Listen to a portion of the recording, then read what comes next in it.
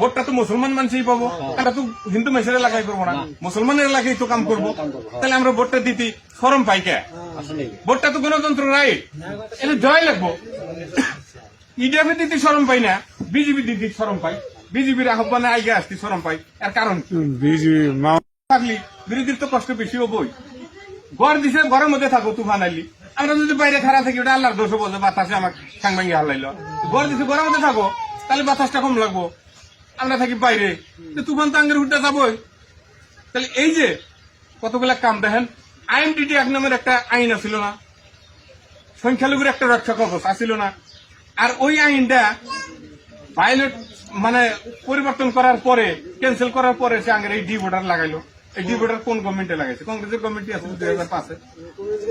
সর্বানন্দ সোনোয়াল তখন এজিবির মানুষ কেস করলো আইএনটিটি এক বাতিল করা লাগে।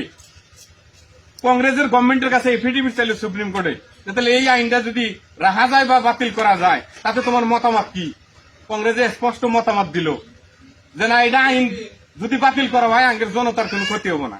জনতার মানে এই সংখ্যালঘুর জনতা, আইনটাই তো সংখ্যালঘুর জন্য আসছিল। যে এই আইনে এরকম একটা নিয়ম আছিল যে কোনো মানুষকে প্রমাণিত না করা পর্যন্ত বাংলাদেশি কহাবো। এখন তো সবাই কহারে, তাহলে তখনকার গভর্নমেন্ট তো কংগ্রেসে আসছিল, তাহলে কংগ্রেস আঙ্গের কিরম ভালো করলো?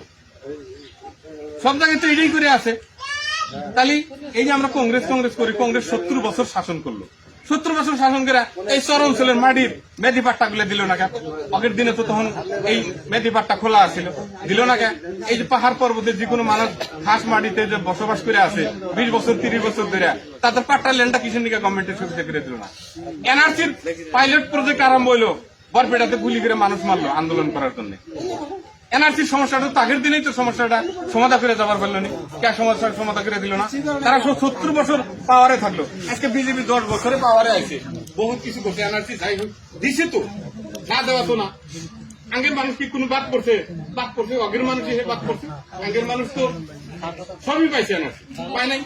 ওরা খারাপ কই ভালো কই, ওরা তো দিছে না, দুধ মিটে যে গায়ে গাখির দিব তার লাঠিটা কিছু সহ্য করা লাগে।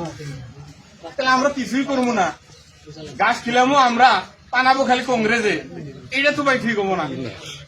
ভোট বিজেপির আগামী পঞ্চায়েতের মধ্যে ওয়ার্ড মেম্বার যদি জিতাবার পারেন, তারা একটা করে পাওয়ার কাটানো।